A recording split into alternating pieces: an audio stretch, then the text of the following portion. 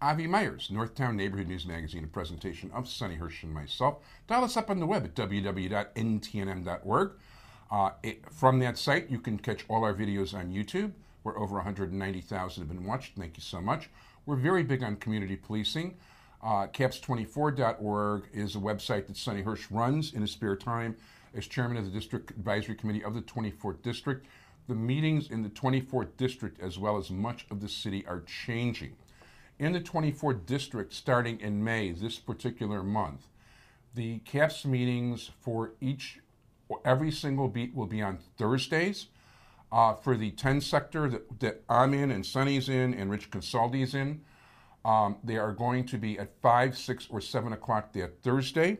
I think the 30 sector, although it could be the 20 sector, is the third Thursday at 5, 6, and 7. And the remaining sector will be the fourth Thursday at 5, 6, and 7. In any event, go to caps24.org to see the exact time of the meetings for your individual beat. And it is a pleasure right now to have a continuing guest, somebody who is very good at doing Hi, I'm Marty Levinson, so she didn't have to do it again today. And somebody who has served here probably in as many different roles as anybody else on the show. And I'm going to let her tell you, but it is presently the executive director of the Rogers Park Community Council, as well as somebody I consider to be like a 4 gold star good guy in the neighborhood, and that is Elizabeth Vitell. How are you? Well, thank you, Avi. That was very charming of you. Thank you so much. It's a pleasure to be here. First of all, it's my pleasure, and it's just honesty. Basic honesty is all it is. So you have this drive to do good. So, and by the way, you were previously with the CAPS office. I was. Cook County State's Attorney. Yes. Illinois Attorney General. Yes. And you left the country and you interned with the U.S. Attorney General. I interned with the U.S. Attorney General in this country. Oh, this country, sorry. Not the U.S. Attorney here in Chicago. But I did work for International Justice Mission for a while, which caused me to leave the country on several occasions. But not, in a bad way, like not under the cover of night or anything like that. It was all above board. But I'm very happy to be back here. I've been back now for 3.5 years as executive director of the Rogers Park Community Council and the Rogers Park Community Development Corporation, which is our sister agency. Very nice. And why don't you tell us, now, you know what, usually you come here and you tell us about some event, but this time, why not talk about the organization itself and what it's trying to do? That's a great idea. I actually did want to kind of go over a little bit because you may have some new viewers among all of those people that you see so we often do, as a matter of fact. On YouTube. And that our PCC was founded... By the way, don't forget, we're also on real television on CAN TV and in Evanston and Skokie and all the way out to Schaumburg. Well, there you go. Well, the people in Schaumburg might not be that fascinated with Rogers Park, but they should be because we have a great community here. And RPCC was founded, we are going to be having our 60th anniversary. Wow. Yeah. And it was founded originally to protect the lakefront beaches in Rogers Park, the lakefront altogether. But we actually have 14 street and beaches in Rogers Park, which is really nothing short of miraculous. That you can just walk down, cross Sheridan Road and be on a beach, it's the only neighborhood where that can happen. So we're really proud of that. But over the years, we've evolved from a single issue advocacy organization into more of a social service agency. So we have a lot of programs, and I will just take a couple of seconds to tell you about them.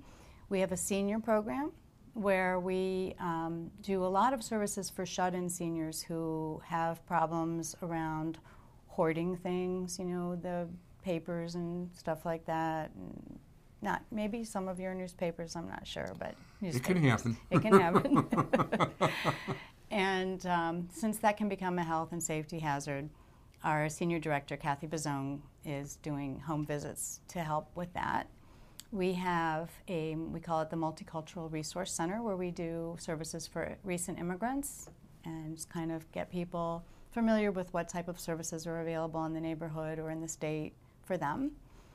We have a housing resource center that mostly deals with landlord and tenant disputes, which is unique also because a lot of housing agencies, including our own Community Development Corporation, deal with foreclosure counseling and things of that nature, where this is unique in that if someone's having a problem with a landlord and it's a long-standing or a short-standing relationship, it needs to be preserved because landlords need tenants and tenants need a place to live. So we do a lot of mediation around that. And last but certainly not least is our victim advocacy support program. And that is for domestic violence victims. And we are now citywide on that program. Wow. So what we do is we accept referrals directly from the police, but as you alluded to in the beginning of the program in the intro, there have been a lot of changes in the community policing program lately. And one of the sacrifices has been the availability of community policing officers to liaise with the community to the extent that they used to before. So we used to have a steady stream of referrals coming directly from the 24th and the 20th police districts, and now we kind of have to go out and hustle those referrals up for ourselves. And Leslie Landis, who is now the administrator of the domestic violence court, and I don't know if you've ever had her as a guest. No, I never have, as a matter of fact. She'd be a great guest.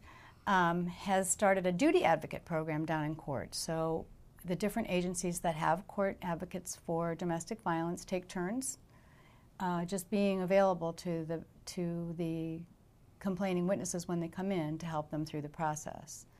I know a guest that you've had on previously, Judge Shapiro, was discussing the importance of court advocacy, and in the domestic violence situation it's even more important, if I might say so, because the victim feels very alone, and domestic violence is not really an issue that the community tends to care about very much. You sort of need just somebody in your corner. And domestic court advocates are allowed by law to speak and to say something, to stand up at the bench with the victim and to sort of literally and figuratively hold their hands. Maybe not literally, but definitely figuratively. Right. So that's kind of what we do at the Community Council. And I also wanted to mention that the Community Development Corporation does a lot of foreclosure counseling, which is still unfortunately big,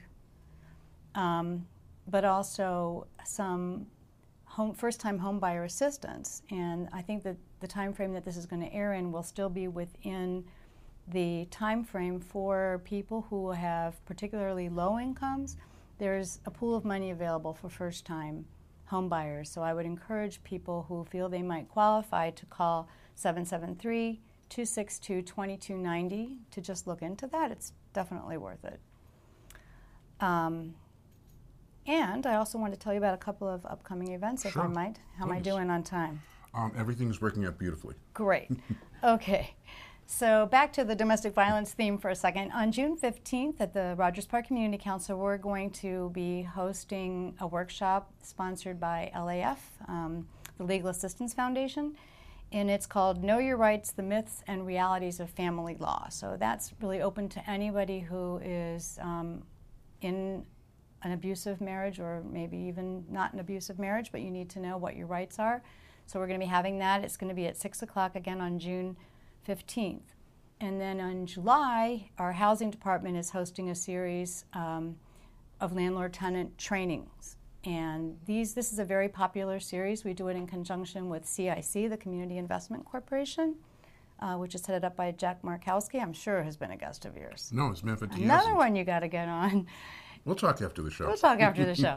And that's going to be, I don't have the exact dates with me, but it's at our website, which is really easy. It's www.rogerspark.org. And I think that's about all I have update-wise.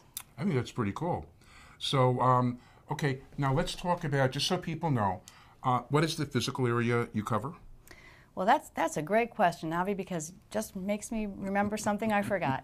We used to really only have the geographic limits of Rogers Park, but we are now extended into Edgewater, and that's because the Edgewater Community Council is no longer providing services, and we were fortunate to be able to absorb some of their staff and some of their city contracts. So we now, by city contract, have expanded all the way into Edgewater.